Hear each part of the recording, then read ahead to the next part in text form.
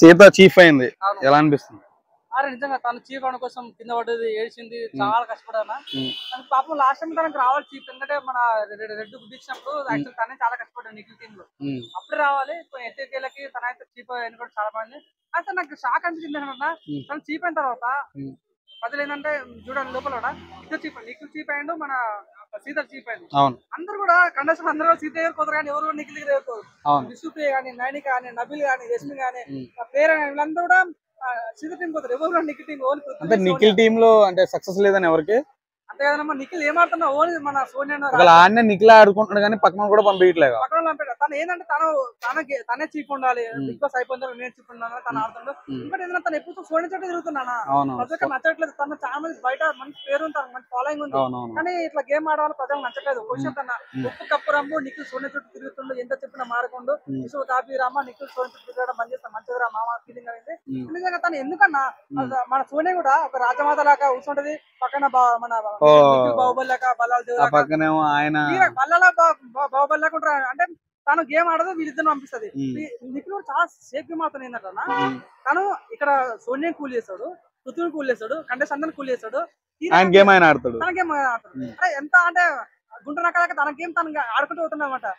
ఈ రకంగా తన గేమ్ ఆడితే నేను నా రిక్వెస్ట్ అంటే తన గేమ్ ఆడడం తప్పలేదు, కానీ సోనియా చుట్టూ ఉండడం వల్ల ప్రజలకు నెగిటివ్ వైబ్స్ ఉన్నాయి. కాబట్టి నిఖిల్ దగ్గర ఉంటే ఏంటంటే వాళ్ళకి హైప్ రాదు. తను ఏమంటుందంటే మన విషయంలో మాట్లాడాలన్నారు, నేను నిఖిల్ టీం పనిచేసిన కూడా నాకు ఐడెంటిటీ రాలేదు అన్న ఫీలింగ్ అన్నమాట. సో ఈ నిఖిల్ టీం విష్ణుప్రియ కూడా అలానే ఉంది. విష్ణుప్రియ అనుకుంటామాట టీం అంటే మాకు రెస్పెక్ట్ అంటే మాకు ఐడెంటిటీ రావటం మీకు కష్టపడ్డా కూడా అన్న ఫీలింగ్ ఉంది.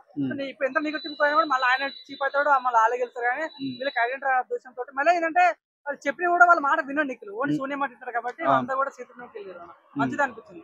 ఇంకోటి వైల్డ్ కార్డ్ చెప్పారు ప్రోమోలో, అరే మస్తు 12 ఎప్పుడు బిగ్ బాస్ చరిత్రలో ఎన్ని వైల్డ్ కార్డ్స్ ఎప్పుడు జరగలేదు, ఓన్లీ ఒకటో లేదా 2 ఉండే. కానీ సార్ 12 అంతా చూద్దాం ఎవరో వస్తారో, నాకైతే చాలా క్యూరియాసిటీ ఉంది. మేబీ అనుకుంటా దీప్సునైనా రావచ్చు, ముఖ్య గణేష్ రావచ్చు, చాలా మంది పేర్లోనే. రోహిణి కూడా అది బాగా ఎంటర్టైన్మెంట్ ఇస్తారన్న.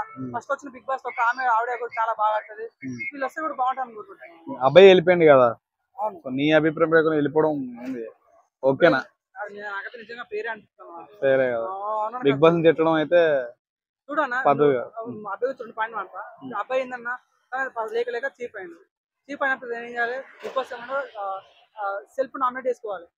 అప్పుడు ఏమైనా అసలు నిఖిల్ తో డిఫెండ్ కూడా చేయడా, నిఖిల్ నువ్వు ఫస్ట్ టైం నామినేట్ అయినా, నువ్వు చాలా సార్లు అయినా, నీకు చాలా ఫ్యాన్ బేస్ ఉంది, నువ్వు ఒకసారి నాకు అవకాశం ఇచ్చి నువ్వు పోయిన కూడా చేయకపోతావు అని డిపెండ్ చేసుకున్నా ఆ టైం కూడా ఇవ్వకుండా సెల్ఫ్ నామినేట్ అన్న ప్రజలకు నచ్చలేదు.